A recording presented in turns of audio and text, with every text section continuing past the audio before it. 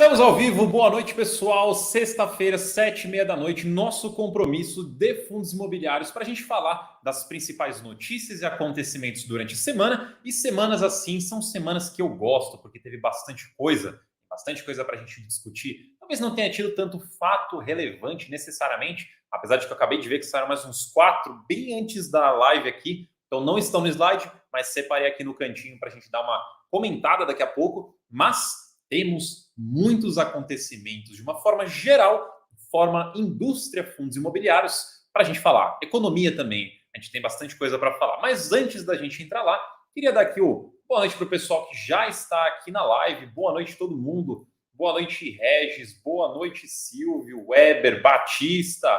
Boa noite, João. Boa noite, Filhos Paper, Airsoft. Boa noite, Simone.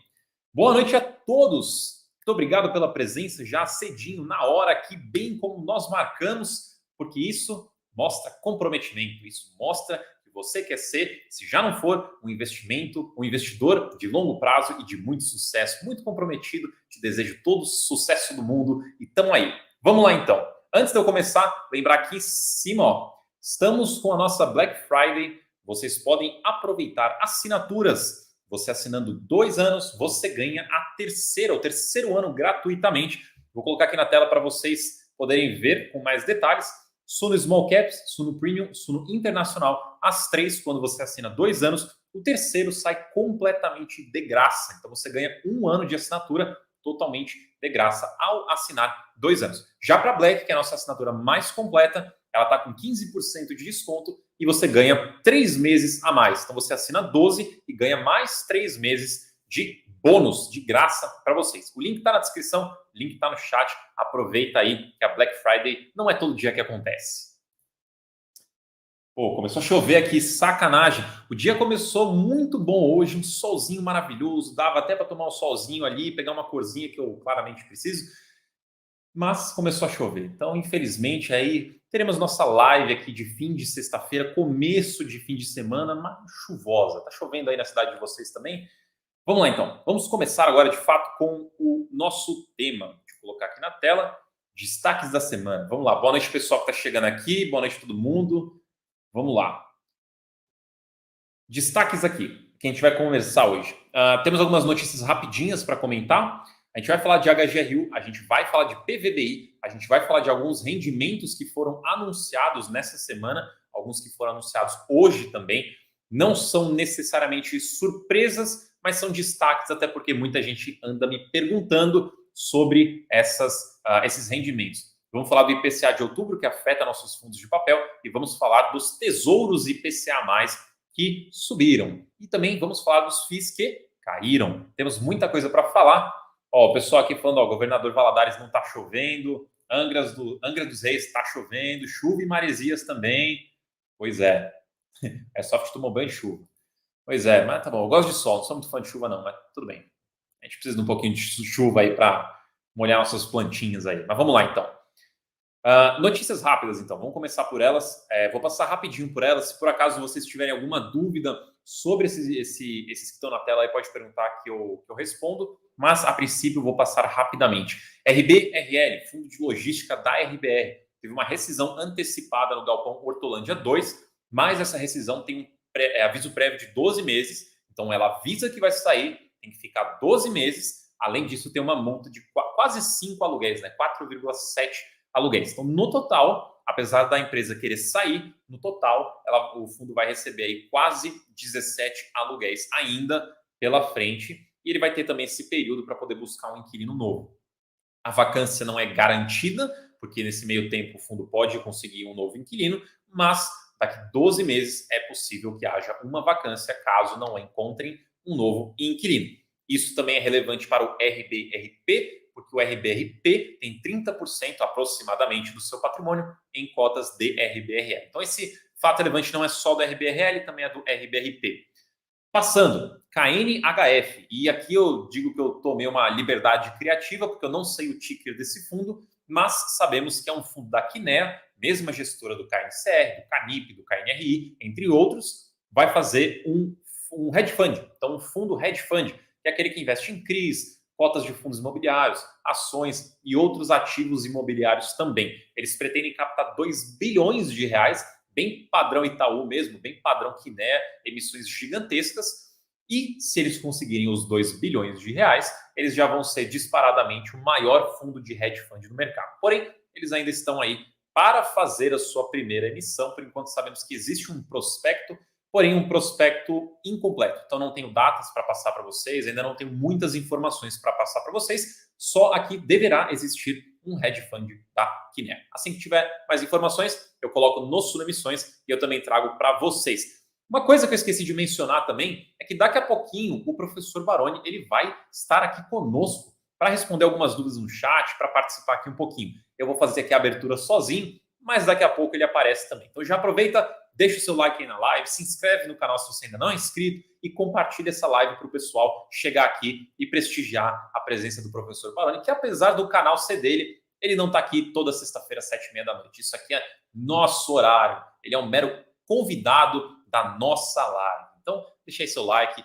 e envia a live para a galera. Vamos lá, XTED. XTED, fundo antigo, fundo passivo, fundo monoativo, né? Ele já teve mais ativos, mas hoje monoativo. Fundo que ficou anos e anos e anos com uma vacância de 100%, prédio vazio e não conseguia fazer nada com ele. Agora, ele terá uma nova gestora, que é a V2 Investimentos.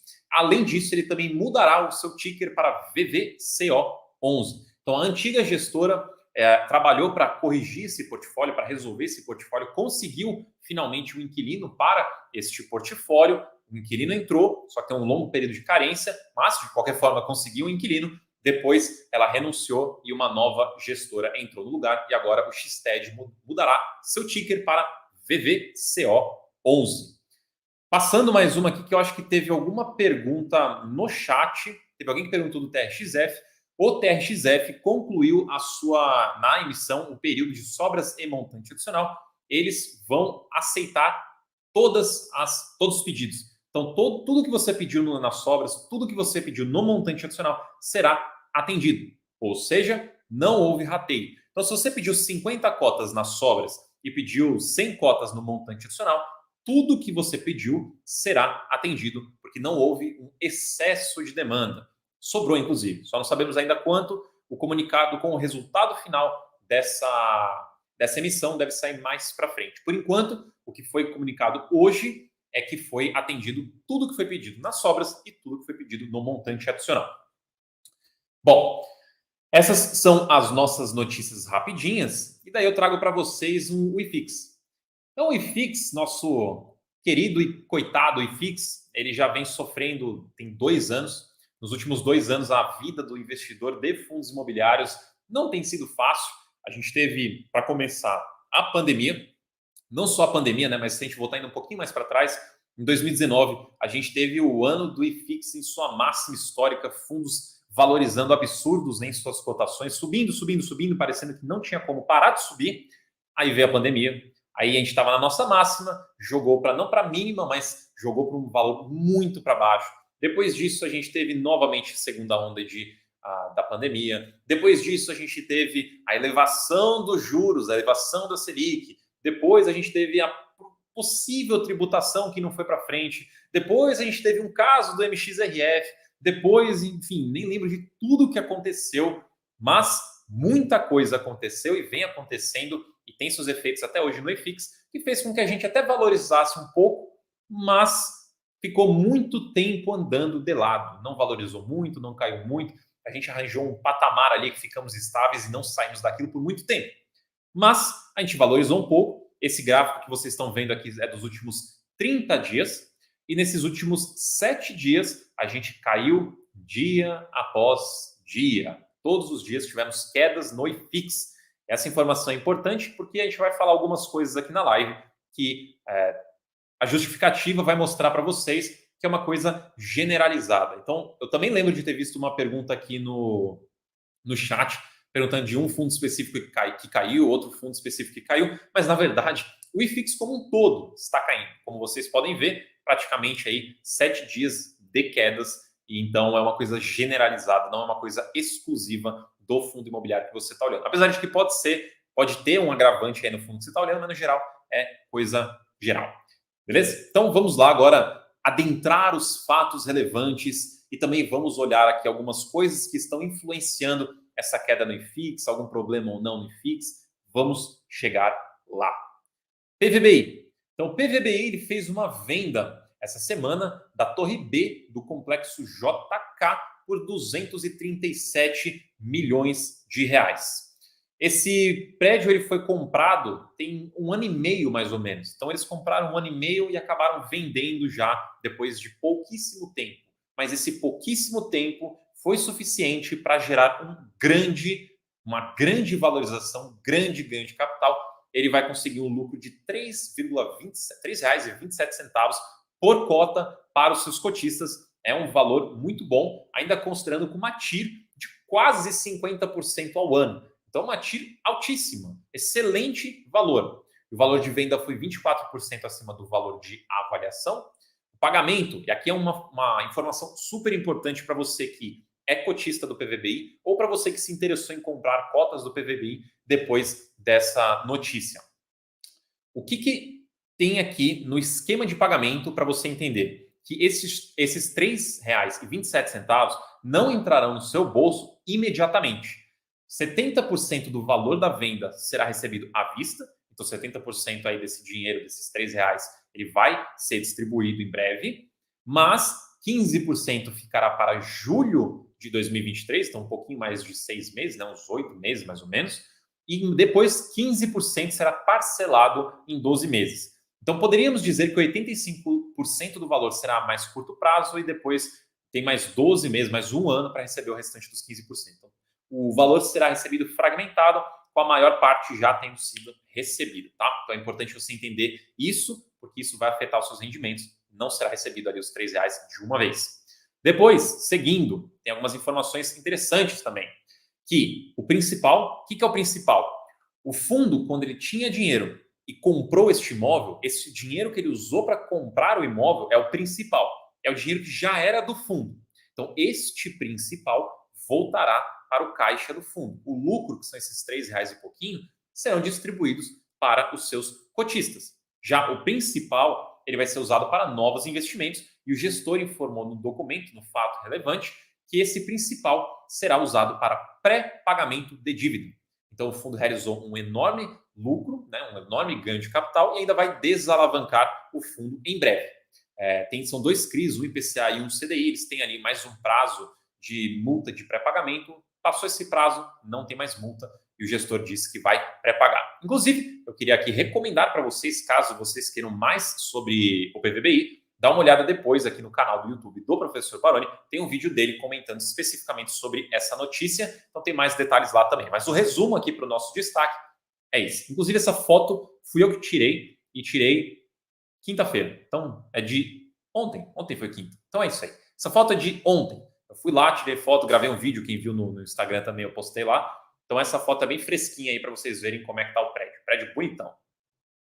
Agora a gente passa para o HGRU. Novamente, temos aqui mais uma venda, já um déjà vu pela, sei lá, enésima vez aqui, de venda de lojas da Pernambucanas. Essa aqui por 7,7 milhões, ganho de capital 11 centavos, então mais 11 centavos aí para já mais de R$ 1 que tem de acumulado, mais ou menos, no total, né, de tudo que foi vendido, já vou mostrar, para as vendas. Então, taxa interna de retorno, TIR, de 22% ao ano, também excelente número, valor 34% acima do valor investido, para vocês sempre lembrarem que o fundo ele compra por um valor, em tese esse imóvel vai se valorizando com o tempo e ele vende. Então esse imóvel aí, se não me engano, tem uns 2 anos no portfólio, uns 2 anos de imóvel, 2 anos de maturação ali desse investimento, ele conseguiu um valor 34% acima do que ele desembolsou. 50% do valor já foi recebido e 50% será em 4 parcelas mensais. Então, que nem eu falei para o PVBI, essa notícia aqui, esses 11 centavos, você não vai receber imediatamente ele. Você vai receber provavelmente um pedaço dele no rendimento de dezembro, mas esses 50% aí que vão ser em parcelas mensais, um pouco deles aí vai para o mês que vem, né? Para o ano que vem, quis dizer. Então, um pouquinho vai lá para o ano que vem.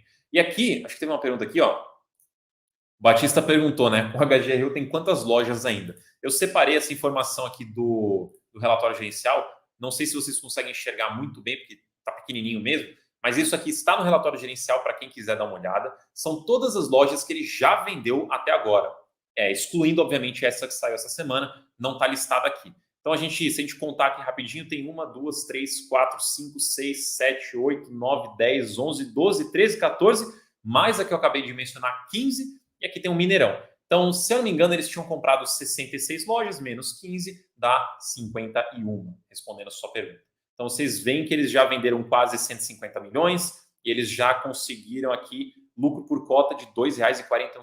Então, é um enorme lucro que eles realizaram até agora. Vão receber ainda algumas parcelas daqui para frente dessa nova venda. Dessas aqui que vocês conseguem ver nas colunas aqui da direita, ainda tem algumas parcelas a receber. Ainda tem algum lucrinho para receber daqui para frente. E caso eles venham a vender mais lojas da Pernambucanas, a gente vai trazendo aqui também mais informações para vocês. Queria muito pontual aqui, num horário excelente, assim, se o professor Baroni já quiser entrar na live aqui com a gente, tem os destaques aqui de alguns rendimentos que eu separei, não necessariamente por serem surpresas, porque eles são muitos, já sabíamos que iam acontecer, sabemos as razões, mas eu trouxe para vocês aqui porque vocês perguntam muito, porque vocês me mandam mensagem, porque vocês vira e mexe eu vejo uma pessoa desesperada querendo entender. Então eu trouxe só alguns dos rendimentos que foram anunciados essa semana, para a gente só pontuar aqui algumas coisinhas para vocês ficarem por dentro do que anda acontecendo. Inclusive, professor Baroni, a hora que quiser entrar aqui na live para comentar, fique à vontade. Não sei se ele quer que eu chame ele ou que ele entre a hora que ele quiser. Eu vou deixar isso. Sumiu da tela aqui. Tem um infiltrado aqui na live. Espera aí, agora sim. Boa noite, Marcão. Tudo bom? Boa noite, tudo bem? Não, só tava assistindo aqui, você dando uma aula aí, muito bacana, né? Comentando aí dos fatos relevantes. E assim, eu acho que muitos da sua lista aí são fundos de papéis, claro, tem outros também, tem hedge fund aí no meio e tal, mas eu acho que a janela agora, né, para os fundos de papéis, ela fica realmente bastante comprometida. A gente até escreveu recentemente num relatório, né? Até ontem eu fiz uma live com a Amanda, que eu comentei sobre isso também.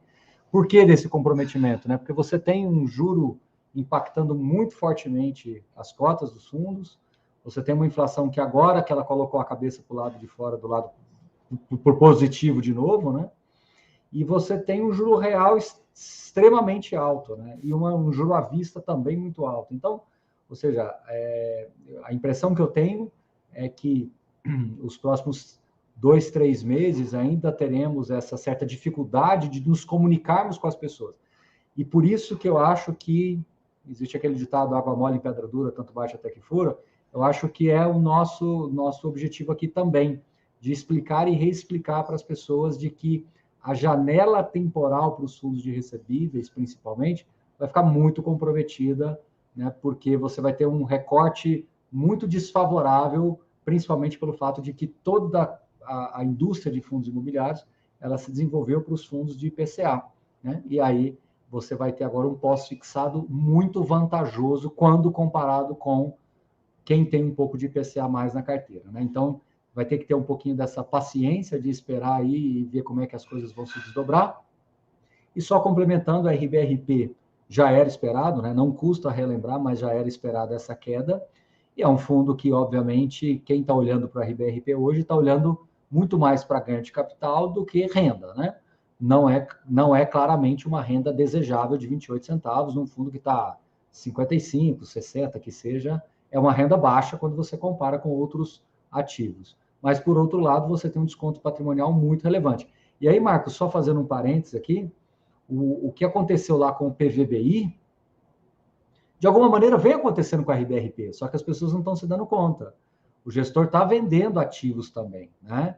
E ao vender ativos, você está entregando uma TIR muito relevante. Claro que a do PVBI foi uma coisa muito significativa, né? E num espaço de tempo curto.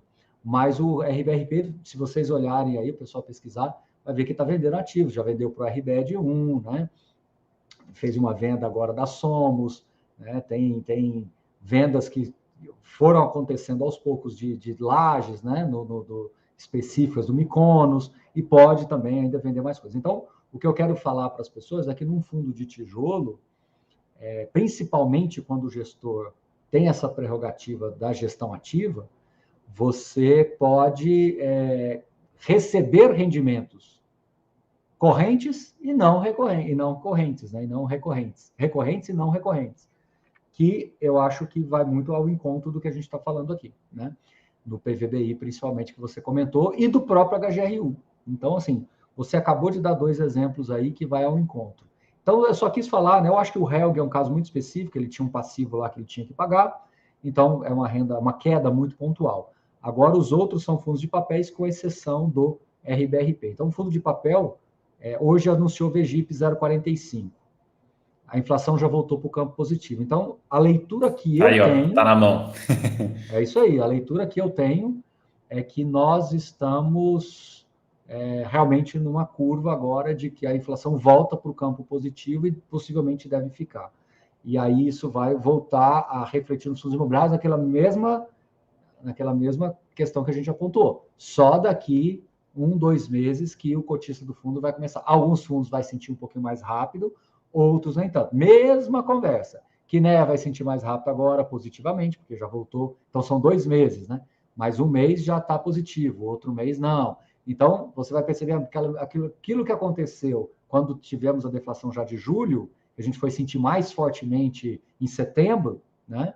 Vai acontecer agora. Esse impacto da inflação agora, ela vai ficar mais evidente para o cotista ali de dezembro para janeiro, no caso. Então, assim, eu acho que nessas horas, tudo vai fazendo sentido quando você vai conectando os pontos, né?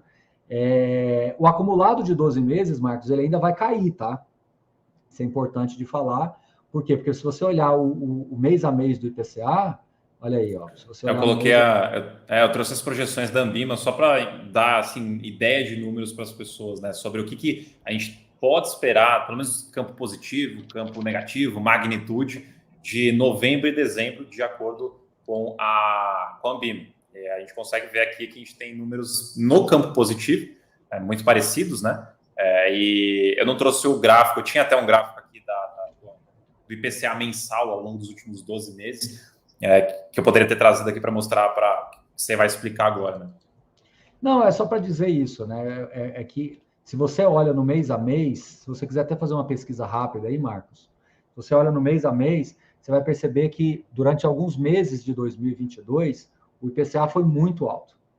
Então, quando você começar a tirar esses IPCAs que foram computados lá atrás, esse acumulado de 12 meses tende a diminuir, né? Então, assim, a gente vai ter um recorte temporal muito estranho, que você vai olhar um IPCA acumulado, vai estar dando 4,80, 5,20, enfim, 4, 5%, e você vai olhar para uma Selic a 13,75, vamos pôr 14 para arredondar a conta. Você vai ter um juro real de 10%, assim, né? Fazendo uma conta rápida, só para as pessoas entenderem. Então, é muito significativo, tá? E falando um pouquinho de PVBI, Marcos, eu queria só fazer um comentário, tá? Olha aí. Só para colocar aí que eu peguei o gráfico que eu fiz na live de segunda-feira. Aqui, no caso, eu peguei histórico, né? Vai bem mais para trás, mas você consegue ver aqui, bem nesse meio aqui, 21, 22, IPCAs ali para cima de 1%. Isso. Quando esses IPCAs saírem da conta, o acumulado de 12 meses vai ter uma baixa surreal. Então, você vai olhar para um fundo IPCA+, né, num acumulado vai estar dando bem menos. Então, olha que coisa atípica que a gente está vivendo, que momento atípico a gente está vivendo. Marcos, eu queria falar 2 coisas rápidas. Primeiro, sobre o PVBI. E o PVBI eu quero fazer uma consideração que é o seguinte. Eu fiz a live quando saiu o Fato Relevante, né, no dia seguinte eu fiz a live, e eu fiz um comentário muito objetivo que é o seguinte. Cotistas que têm fundos alavancados, você deve cobrar do seu gestor que ele faça a gestão ativa.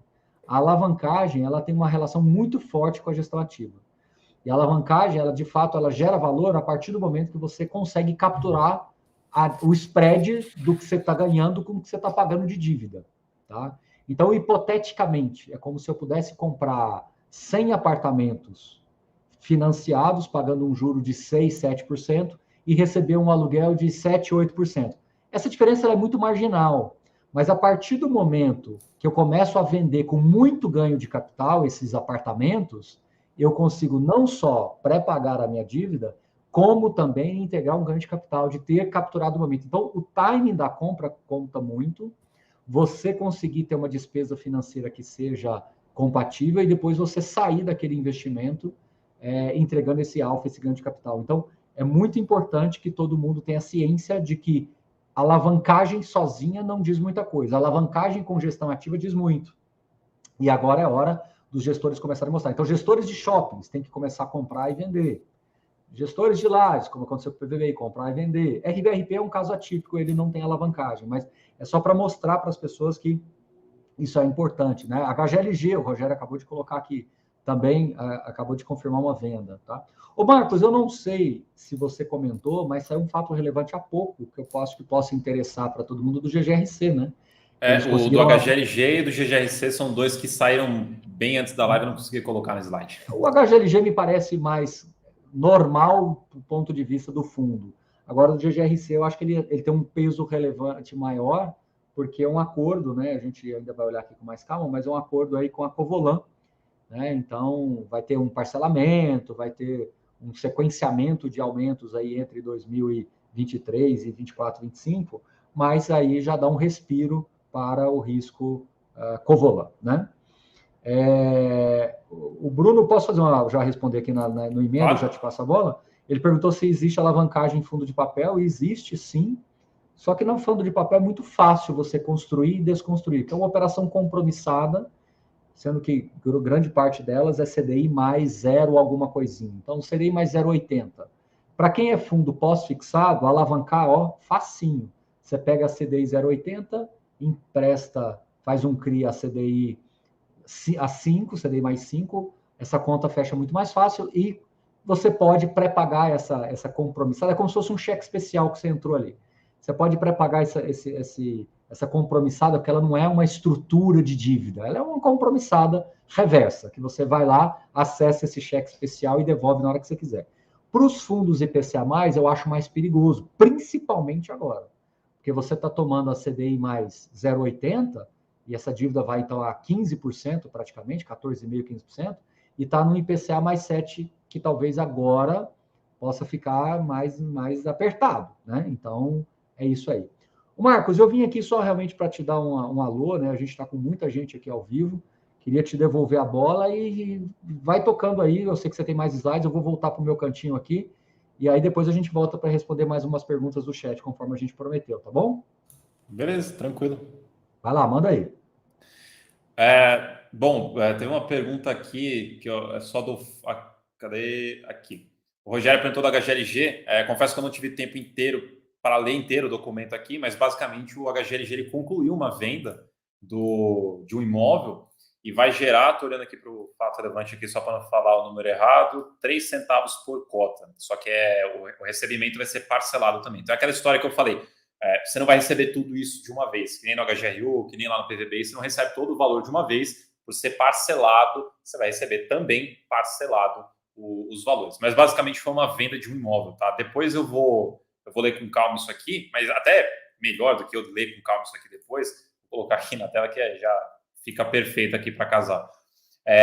Lembrar todos vocês que quando a gente tem fato relevante, relatório gerencial dos fundos, a gente lê, a gente resume, a gente analisa e a gente coloca tudo isso no radar de fundos imobiliários para assinantes. Então, todo mundo que quiser mais informações, mais análises sobre essas coisas que a gente está falando aqui e mais outras também, outros relatórios, outros fundos, confere depois na área do radar de fundos imobiliários para assinantes. E se por acaso você não for um assinante, eu também já aproveito para te convidar a ser um assinante. A gente está com a Black Friday, onde você assina 2 anos e recebe o 3º ano completamente grátis, gratuito. Então, a gente tem essa promoção tanto na Small Caps, na Sub Small Caps, na Premium e na Internacional. As 3 você tem acesso aos conteúdos de fundos imobiliários, aos conteúdos de ações, renda fixa e vários outros conteúdos que você pode ver também no título ali da própria assinatura. Small Caps tem acesso a conteúdo de Small Caps, Internacional tem acesso a conteúdos de investimento no exterior e tem ali no cantinho a Suno Black, que é a mais completa, é a que tem todas as assinaturas, todos os conteúdos ali. Você tem 15% de desconto e ainda tem 3 meses gratuitos a mais dos 12 meses que você assina. Então, você assina 12, ganha 3. Nas outras 3, você assina 2 anos e ganha 1 ano completamente de graça. O link está aqui na descrição, o link está no chat também. Aproveita porque é Black Friday, então todas essas ofertas são temporárias. Já elas somem e você não consegue aproveitar mais. Então aproveita o link na descrição, aproveita o link aí no chat. E voltando para cá, eu só queria mencionar mais uma coisa, que é essa tabela aqui. Eu já perdi o comentário aqui no chat, que o chat está a milhão.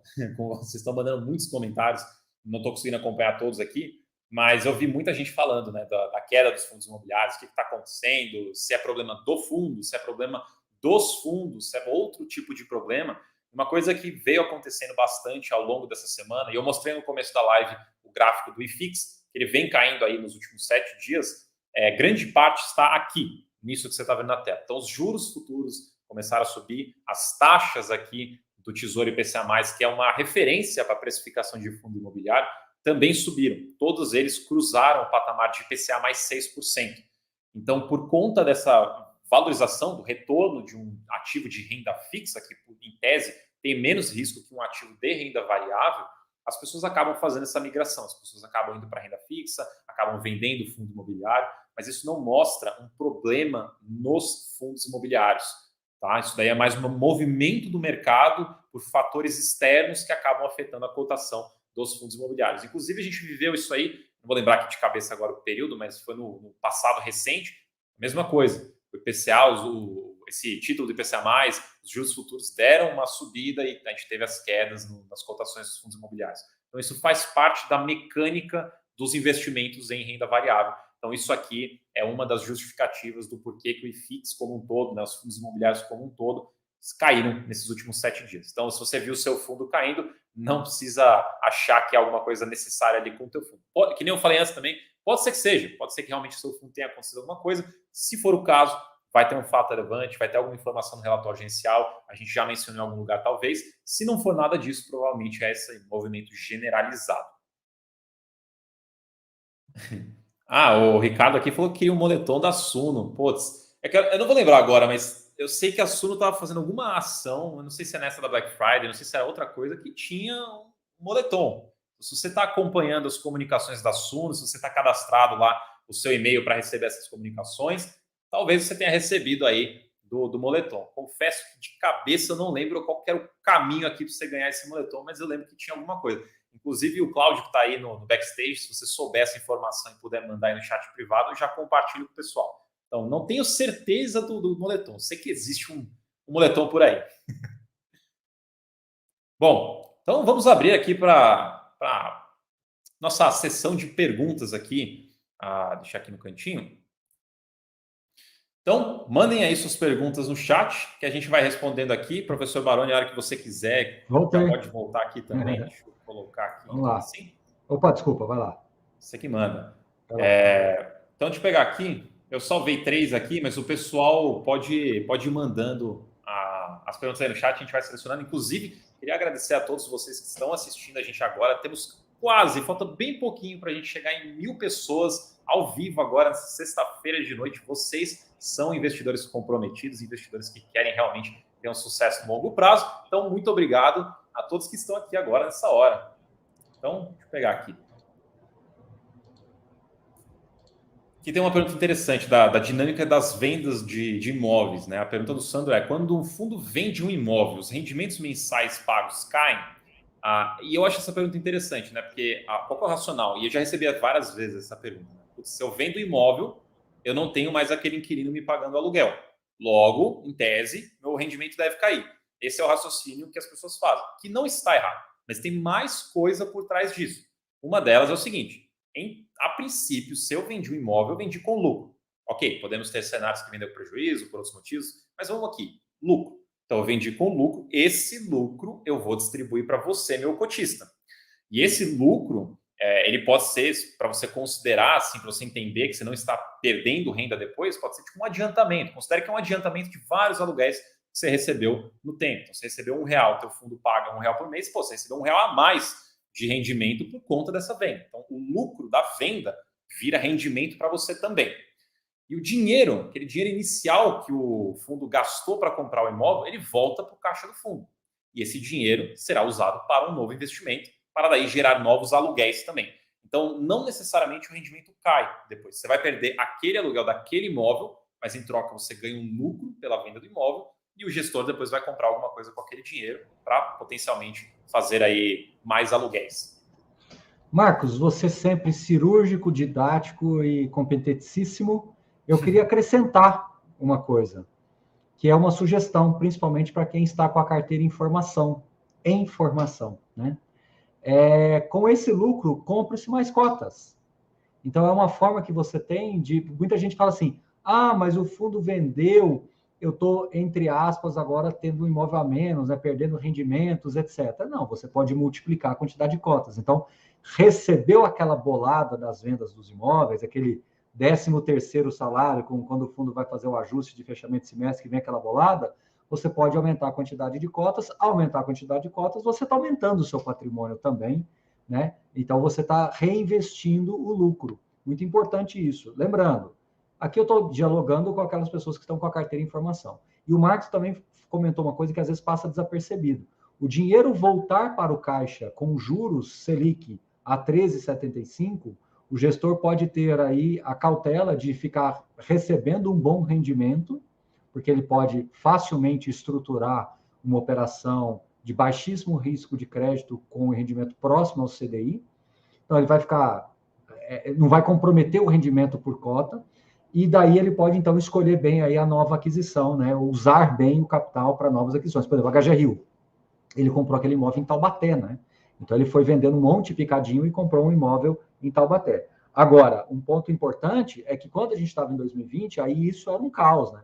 Porque o Selic estava 2%, e aí o dinheiro queimava ali no caixa, né? Quando ele estava no caixa, ele comprometia muito o rendimento. Eu não sei se você vai lembrar disso, Marcos, mas em algumas DRS de 2020, o fundo dava um rendimento líquido negativo na despesa financeira, na receita financeira, porque tinha que pagar imposto de renda e dava uns resgates lá, que quando resgatava que pagava, tal. Enfim, era um carrego muito ruim. Claro, isso foi pontualmente, mas foi um carrego muito ruim naquele recorte temporal. Hoje é o contrário, né? Em tese, se um fundo captar 500 milhões de reais, ou vender 500 milhões de reais em imóvel, não importa, e esperar um pouquinho para ver o que ele faz com o dinheiro, tudo bem, né? Dá para ele ser até mais seletivo na compra, ele não precisa ter afobação. Só, talvez eu não tenha explicado direito, o pessoal que está perguntando de novo no chat. Quando se vende um imóvel, o dinheiro do principal, que é aquele dinheiro inicialmente investido, ele volta para o caixa. Aquilo lá é dinheiro do fundo.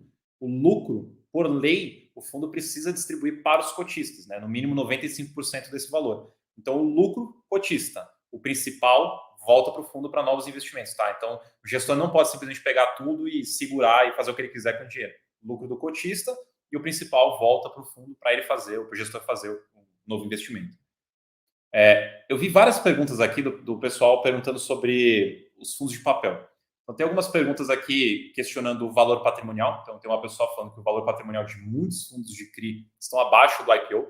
Teve algumas pessoas aqui também que perguntaram que com essa elevação das taxas do Tesouro IPCA+, ou da própria inflação do IPCA, se isso vai afetar o valor patrimonial dos fundos. E também perguntaram aqui na questão dos rendimentos dos fundos, se a gente pode esperar algum tipo de melhoria neles no curto prazo.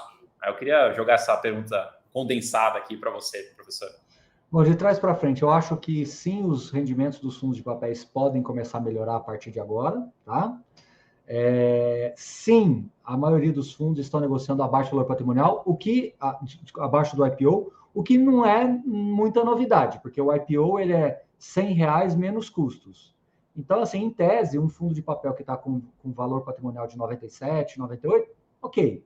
Mas, Baroni, aqueles que estão com 90, 91, 92, aí eu concordo. É porque o que acontece? Ele fez emissões, captou e alocou a IPCA mais 6,5, 7,5, que é uma baita taxa. Só que o título público agora, a marcação a mercado, está arrebentando com essa precificação. Então, o que acontece? O valor patrimonial, ele sente muito. Então, isso não é uma gestão necessariamente ineficaz. É uma questão, acho que conjuntural e estrutural.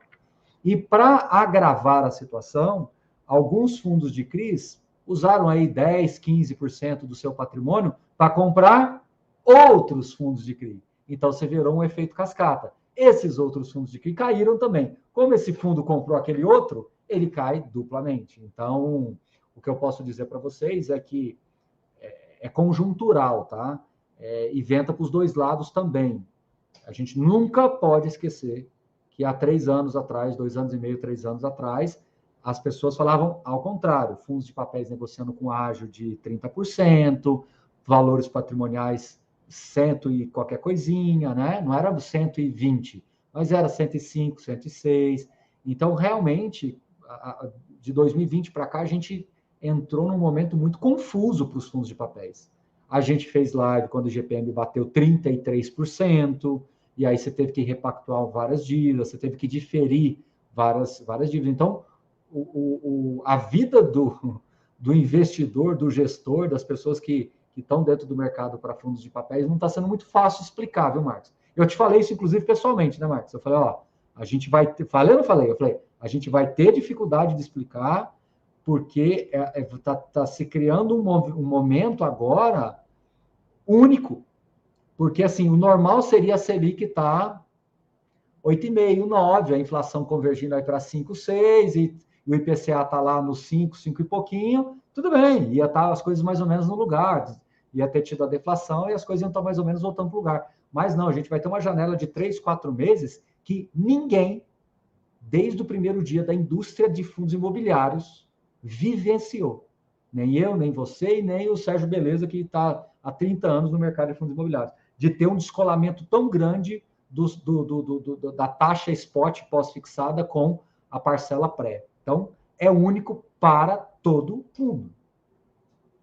Olha, o que eu posso falar para as pessoas é que quem começou a investir e pegou ali o pedaço de comecinho de 2020 até hoje, está fazendo uma faculdade que acho que dinheiro nenhum conseguiria pagar, uma faculdade de investimento. Na prática, vocês estão aprendendo muita coisa, não só sobre o investimento em si, sobre o comportamento das coisas, mas também o seu lado emocional. Como você tolera esse tipo de coisa que, vou te falar, é uma coisa que não se aprende por aí.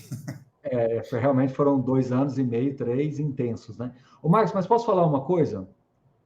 Vamos trazer uma notícia positiva de todo mundo.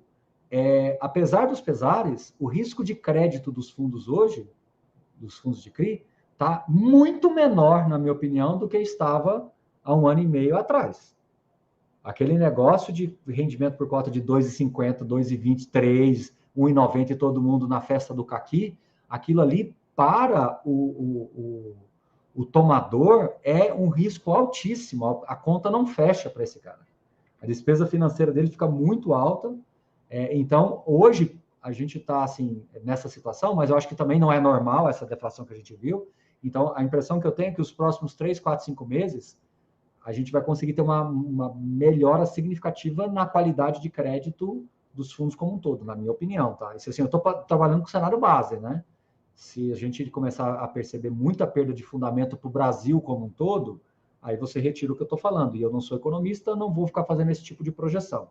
Mas se eu considerar uma inflação voltando como foi agora, os fluxos estão muito melhor acomodados hoje do que estavam antigamente. Mas não tenho dúvida disso. Há 1 ano e meio atrás, o risco de crédito estava muito maior. É muito maior mesmo. O pessoal precisa lembrar, né, que quando a inflação sobe e vai corrigindo a dívida, alguém está pagando essa dívida. Se o negócio começa a descontrolar e subir demais, isso daí acaba afetando a capacidade daquela pessoa, daquela empresa, pagar aquela dívida. Então, é sempre bom lembrar que naquela época que estava tudo lá em cima, todo mundo comemorava, IPCA de mais de 1%, que maravilha, vou receber mais rendimento. Tem alguém pagando essa conta. E potencialmente pode ter o problema desse alguém não conseguir mais pagar essa conta. E além disso, inflação bate em todos, então você está pagando mais caro em algum lado também da sua vida e está recebendo ali. Então, na real, você não está ganhando dinheiro, as coisas estão ficando mais caras, estão sendo corrigidas ali pela inflação. Então, é importante para as pessoas não se perderem nesse caminho de ficar desejando inflação alta, que isso aumenta o risco, isso aumenta o custo das coisas, isso no fim do dia pode ser, na verdade, ruim para todo mundo. Então, é importante não se esquecer disso. Bem. Bom, eu respondi essa pergunta aqui também. Enquanto você estava falando aqui, as pessoas estavam falando daquele comentário que eu fiz, né, da faculdade. Tem um monte de gente aqui falando que começou ali nos 2019, 2020, que está vendo desde lá o patrimônio caindo, né?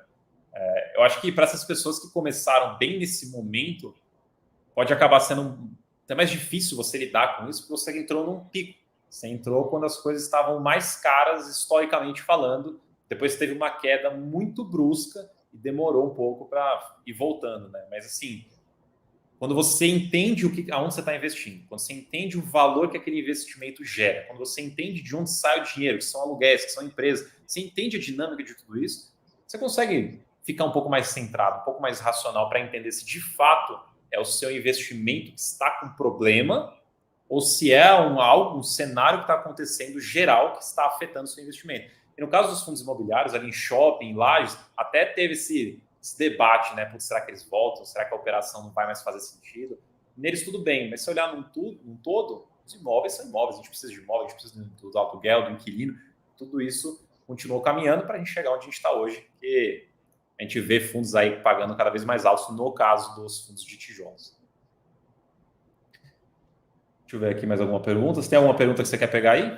Não, sim, eu vou respondendo enquanto você vai procurar. Deixa eu responder umas rapidinhas aqui. XPPR pode falir? Eu acho que ele não pode falir, mas ele pode ter que vender imóvel para reduzir fortemente a alavancagem. Eu acho que ele deveria fazer isso, e rápido, inclusive, para até dar um sinal para o mercado para remarcar esse patrimonial deles. Papéis vinculados a IPCA servem para isso mesmo, de tempo de inflação alta. Não concordo tanto nisso. Eu acho que o IPCA+, ele serve para te garantir, e esse garantir eu estou colocando entre aspas, as pessoas vão entender o que eu estou querendo dizer, um ganho real. Então, veja, eu estou colocando entre aspas esse garantir. Tá? Agora, aumentar demais a inflação, esse garantir o ganho real pode ser ao contrário. Você pode ter uma dificuldade muito grande da contraparte pagar. Isso pode acontecer, inclusive, com o Tesouro Direto. E você tem título do governo, que é IPCA mais 6. Que lindo, maravilhoso. O que o título IPCA mais 6? Ele te garante um retorno real de 6%. Concorda comigo? Ponto final. Se a inflação vai para 100% ao mês, que legal, agora eu vou ganhar 106% negativo. Para começo de conversa, você vai tributar de 15%. Então, o 106 tributado 15%, você passa a ter um rendimento de 87%.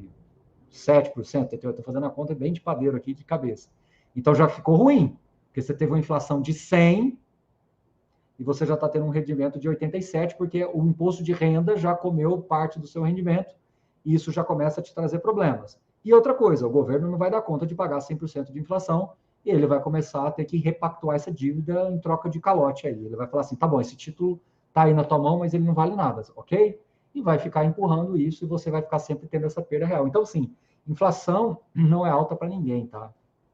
Inflação boa não é alta, inflação alta não é boa para ninguém. Então, eu acho que a inflação ela não pode ser nem deflação e nem inflação alta. Uma situação assim, base de inflação variando de 4, o que é o tal da meta, né? 4, 5%, aí sim, fundos IPCA+, funcionam como uma luva numa carteira. Mas descontrolou. Mas então vou para o CDI. Amigo, lamento muito, fica até pior. Se você imaginar a inflação alta sendo um caos, o CDI alto é um caos ao quadrado, porque um CDI alto é uma dívida corporativa. É o balanço da empresa que vai para o vinagre. Quando você tem um IPCA+, pelo menos você tem um lastro ali, você tem um imóvel ali que você pode ainda tentar recuperar aquela garantia, ficar com aquele imóvel no estoque e algum dia você vendê-lo, mesmo que seja... Então, assim, é muito bom, por isso que você está falando, Marcos, que foi uma grande faculdade, porque esses assuntos que a gente está trazendo aqui para vocês são assuntos que didaticamente fazem muito sentido para você entender a lógica que há por detrás, tá? E aí eu acho que vale muito a gente conversar com pessoas que já tiveram experiências com imóveis e entendem que o imóvel, ele vem e vai dentro dessas crises monetárias, inflacionárias, dê o nome que vocês quiserem, porque o imóvel é onde as pessoas moram, onde as pessoas trabalham, onde as coisas acontecem, né? E aí eu acho que é muito importante as pessoas entenderem que o fundo imobiliário, no final das contas, ele é um ativo real. E quando você tem uma dívida imobiliária, você tem um lastro real na sua essência. Isso é muito importante das pessoas entenderem, sabe, Marcos? Bom, enfim, então falei do XPPR, falei respondendo aqui para ele, eu acho que de fundo de papel, acho que a gente já matou o que tinha que matar. Quer achar mais outra coisa aí, Marcos? Eu queria pegar esse comentário aqui do Ricardo, pediu para mandar um beijo para a filhinha dele, que disse que está aprendendo sobre fundos imobiliários com os tios da Suna. Agora eu sou tio, acabei de receber o título de tio. Então você está com tio, se você está tio, eu já virei avô já. Então ele só não falou o nome da filhinha. Então um beijo grande para a filhinha Ricardo. do Ricardo, né? Você Esse é coloca o nome aí, esse. Ricardo. Grande futura investidora de fundos imobiliários. É isso. Queria lembrar vocês, a todos aí, os 1.200 pessoas que estão com a gente, que a gente está em Black Friday. Se você quiser aproveitar para ganhar 1 ano de graça das nossas assinaturas, você consegue assinar 2 anos, receber o terceiro gratuitamente na Suno Small Caps, na Internacional, e na Premium, que é a nossa mais vendida. Se você quiser um portfólio diversificado com ações, fundos imobiliários, renda fixa também, macroeconomia, fundos em geral, a Suno Premium tem tudo isso. As outras duas têm tudo isso e mais um pouco também. E a gente tem a Suno Black, que é a mais completa, cheia de custos, todas as assinaturas, todas as carteiras recomendadas, com 15% de desconto. Você assina 12 meses e ganha o mais 3 gratuitamente. Então, 15 meses no total. O link está na descrição, o link está no chat. Aproveitem porque é Black Friday, aproveitem porque esse momento aqui vai acabar em breve, é temporário. Aproveite, tem bônus também. Se não me engano, tem bônus, vocês conseguem ver todos os bônus no link da descrição. E também vocês podem aproveitar aí os nossos radares de fundos imobiliários para vocês acompanharem mais ainda desses tópicos que a gente fala aqui na live, mas mais em detalhes, mais com viés analítico e recomendações também lá dentro da área do assinante. Então, link na descrição, link no chat, aproveitem aí que a promoção das assinaturas de Black Friday são temporárias. Marcos, ó, o nome da filhinha do Ricardo é Luísa, então um beijo grande para a Luísa aí. É isso, beijo para a Luísa. Ô Marcos, alguém para trás perguntou do CPTS, ele não deveria ter caído antes. Então, na verdade, ele foi se segurando porque ele fez muita gestão ativa, tinha uma inflação acumulada, e aí que legal, muito bacana falar isso. Quando veio a deflação, ele corroeu parte dessas reservas, mas eles tinham feito uma gestão ativa no book de FIIs e tal, então eles tinham mais de 50% de receita. Então, de fato, tinha que ter caído antes, só que como eles fizeram uma gestão ativa, eles conseguiram aí empurrar um pouquinho mais aí essa queda dos rendimentos. Queria também mandar um abraço para o Will Smith aqui, que a gente sempre tem essa presença ilustre de uma celebridade internacional aqui nas nossas lives, então fazer o destaque aqui para ele. E pedir para o pessoal, quem não for inscrito no canal, se inscreve no canal, a gente tem essa live toda sexta-feira, 7h30 da noite, a gente traz esse conteúdo para você, para resumir o que aconteceu na semana, para você entrar no fim de semana mais tranquilo, sabendo de tudo, e para começar depois da segunda-feira muito bem informado. Se inscreve no canal, compartilha a live, deixa seu like aí se você está curtindo o conteúdo. E queria perguntar aí para o professor Barões se você tem aí mais algum comentário, se quer responder mais alguma coisa. Só para comentar, para a gente encerrar aqui, Marcos, né, o pessoal perguntou do BRCR, do RECT, né? Você vê que, curiosamente, fundos de lajes corporativos, né? Parece não, tenho certeza absoluta que o fundo de laje, os fundos de lajes corporativas, eles apanham muito rápido, né, quando vem esses movimentos. Por quê? Existe um porquê atrás disso. É porque o que as pessoas começam a precificar, né? O BRCR, inclusive, fez locações recentes. O RECT tem sempre aquela história de loca, desloca, loca, desloca. Mas a patamar de vacância do RECT está lá nos 13, não é novidade para ninguém. O rendimento real dele até foi melhor do que os 50 centavos e ele se beneficiou da deflação, porque como ele tem um passivo em IPCA+, ele se beneficiou dessa deflação, né? Porque ele está na ponta contrária. Mas independente disso, isso é... O que é mais importante que eu quero deixar como reflexão para vocês, porque pode até fazer um corte aí depois. Cláudio, anota aí para fazer um corte. Né? Por que os... Estou brincando, tá? Por que é que os fundos de lajes acabam sofrendo mais rapidamente quando vem esses estresses de mercado? Porque o que o mercado está fazendo, Marcos? Ele está começando a olhar para 2023 e está falando assim, 2023 talvez juro vai demorar a cair. 2023 a gente pode ter um problema fiscal e como o Banco Central é independente, isso pode azedar um pouquinho mais. O juro real, o juro futuro subiu, então o juro real vai subir mais ainda. Então o mercado começa a precificar isso, ok, mas aí agora ele vem para outra camada. Se isso acontecer, você começa a frear o crescimento. E aí, quando você bate no freio do crescimento, quem mais sente rápido é o laje corporativo. Porque a empresa, ela cresce, expande e contrai muito rápido na laje. Quando você está falando de galpão logístico, ninguém sai devolvendo um galpão logístico porque teve 2 meses de estresse, sabe? Você tem que ter uma sequência de PIB negativo, você tem que ter desculpa, Marcos, uma recessão realmente contratada para você começar a devolver um galpão de 50 mil metros quadrados. Não é tão simples assim. Ah, mas teve a devolução do Bresco lá no GPA. Aquilo ali já estava meio que se arrastando, já estava claro aquela situação. E, enfim, é um galpão dentro de São Paulo, é um contexto diferente. O GPA tem outros galpões ali perto, então, ok, ele não está enxugando a operação. Essa operação já estava sendo enxuta há um tempo, já era evidente isso. Agora, quando a gente fala de lajes, então, aí a situação, na minha visão, ela é muito mais sensível. Porque aí você olha, Marcos, para 2023 e fala assim, poxa, aquela empresa que estava contratando não vai contratar mais ou vai demitir algumas pessoas. Ela já começa, isso já precifica mais rápido na laje corporativa. Então, assim, é só para dar um pitaco aqui para as pessoas. E o shopping é o último, porque o shopping é quando o cara realmente já não tem mais nem salário. Então, não sei se você percebeu, né? Laje sente mais rápido, logístico sente depois, e lajes e shoppings por último. Agora, os contratos atípicos são os últimos a sentirem, porque aí já é a empresa quebrando, aí já é a crise muito avassaladora. Ah, mas eu não vou ficar entrando no detalhe, mas esse fundo que é contrato atípico caiu, mas aí as particularidades, são os movimentos específicos de mercado. Mas a lógica que eu coloquei para vocês é uma lógica que eu observo, né? Aqui eu estou falando para vocês, historicamente, que vem acontecendo e vem se repetindo. E o inverso também é verdadeiro. Às vezes você pode recuperar. O que aconteceu com o de Lages é por causa do home office. Aí ficou aquela dúvida do home office. Então, agora que esse assunto home office ficou no passado, olha como é que não tem vida fácil, né, Marcos? Agora que o home office ficou no passado, que as novas locações estão saindo, se você olhar o relatório de BRCR, por exemplo, JSRE anunciou 4 mil metros na Paulista, né? Torre Martiniano com potencial de locações aí também no HGRE. Então, você olha para isso, aí me vem agora esse negócio de risco fiscal e de repente você já vai ter que deixar juro alto mais tempo. Olha, eu vou falar a verdade para você, viu? Não é fácil, viu? Porque é cobertor curto, né? Quando você resolve uma coisa, aparece outra. Mas paciência, vamos enfrentando, estamos aí, né? É isso aí. Queria agradecer a todo mundo aí.